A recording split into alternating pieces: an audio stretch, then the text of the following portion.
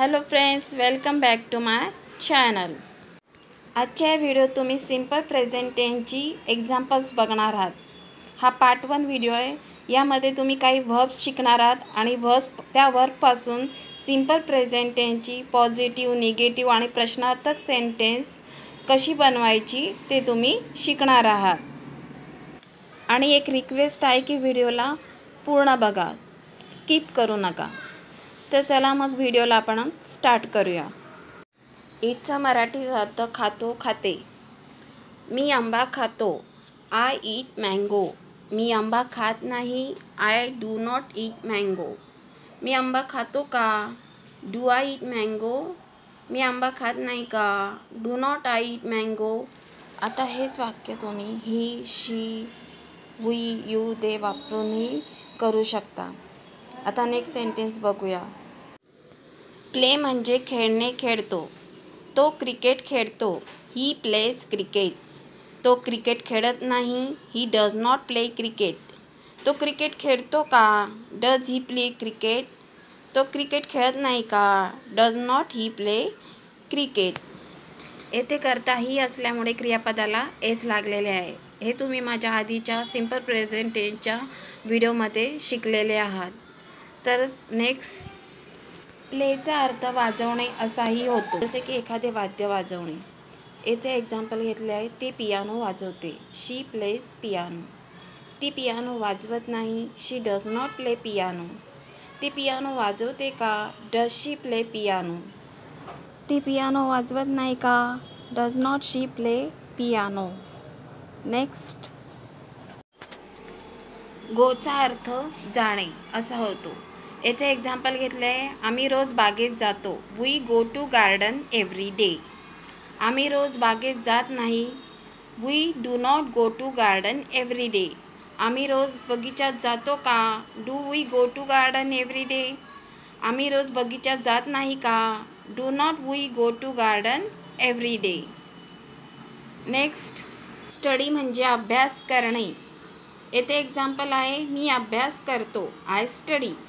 मी अभ्यास करत नाही, आय डू नॉट स्टडी। मी अभ्यास करतो का, डू आय स्टडी। मी अभ्यास करत नाही का, do not I study. Next, wake up. Wake up म्हणजे उठणे। येथे एक्झाम्पल आहे। मी सकाळी लवकर उठतो, I wake up early in the morning. मी सकाळी लवकर उठत नाही, I do not wake up early in the morning. मी सकाळी लवकर उठतो का, do I wake up early in the morning. मी सकाळी लवकर उठत नाही का, do not I wake up early in the morning. Next, come म्हणजे येणे। येथे एक्झाम्पल आहे। ती क्लासला येते, she comes to the class. ती क्लासला येत नाही, she does not come to the class. ती क्लासला येते का, does she come to the class. ती क्लासला येत नाही का, does not she come to the class. Next, कुकचा अर्थ स्वयंपाक करणे। येथे एक्झाम्पल आहे। ती स्वयंपाक करते, शी कुक्स। ती स्वयंपाक करत नाही, शी डज नॉट कुक। ती स्वयंपाक करते का, does she cook.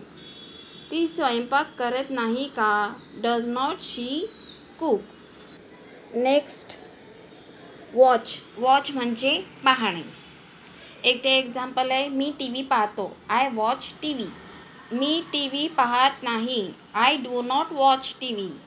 Me T V पाहतो का, do I watch T V. Me T V पाहत नाही का, do not I watch T V. T V पाहतो तेव्हा नेहमी वॉच वापरावे। जसं की मी टी व्हीवर हॉरर मूव्हीज पाहतो, I watch horror movies on the T V. म्हणून टी व्ही पाहणे असेल तेव्हा वॉच वापरावे। Next, C. सी म्हणजे पाहणे। येथे एक्झाम्पल आहे। तो बॅग पाहतो, ही सीज बॅग। तो बॅग पाहत नाही, he does not see bag. तो बॅग पाहतो का, डज ही सी बॅग। तो बॅग पाहत नाही का, does not he see bag. Next, meet. Meet म्हणजे भेटणे। येथे एक्झाम्पल आहे। तो मला भेटतो, ही मीट मी। तो मला भेटत नाही, he does not meet me. तो मला भेटतो का? Does he meet me? तो मला भेटत नाही का? Does not he meet me? Next, sing म्हणजे गाणे, गाणे गाणे. इथे एक्झाम्पल आहे, आम्ही गाणी गातो. We sing songs. आम्ही गाणी गात नाही. We do not sing songs. आम्ही गाणी गातो का? Do we sing songs. आम्ही गाणी गात नाही का? Do not we sing songs. Next, bring म्हणजे आणणे. येथे एक्झाम्पल आहे, मी भाजी आणतो. I bring vegetable. मी भाजी आणत नाही. I do not bring vegetable. मी भाजी आणतो का? Do I bring vegetable. मी भाजी आणत नाही का? Do not I bring vegetable. Next, runs म्हणजे धावतो. येथे एक्झाम्पल आहे, तो खेळाच्या मैदानावर धावतो. He runs on the playground. तो खेळाच्या मैदानावर धावत नाही. He does not run on the playground. तो खेळाच्या मैदानावर धावतो का? Does he run on the playground. तो खेळाच्या मैदानावर धावत नाही का? Does not he run on the playground. Next, buy म्हणजे खरेदी करणे. येथे एक्झाम्पल आहे, तो नवीन कार खरेदी करतो. He buys a new car. तो नवीन कार खरेदी करत नाही. He does not buy a new car. तो नवीन कार खरेदी करतो का? Does he buy a new car. तो नवीन कार खरेदी करत नाही का? Does not he buy a new car.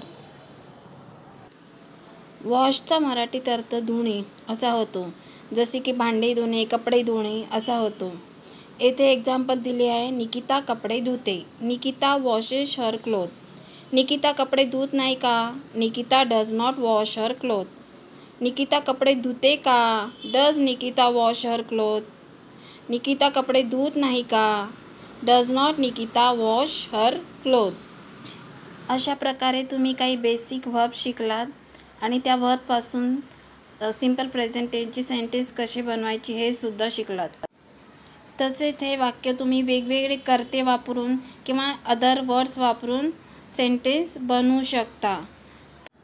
तुम्ही जर माझा सिम्पल प्रेझेंट टेन्सचा व्हिडिओ बघितला नसेल तर माझ्या चॅनलच्या प्लेलिस्टमध्ये जाऊन बघू शकता. त्यामध्ये मी सिम्पल प्रेझेंट टेन्सचे पॉझिटिव्ह, निगेटिव्ह, प्रश्नार्थक सेंटेन्स कसे बनवायचे ते फॉर्म्युले सांगितलेले आहेत.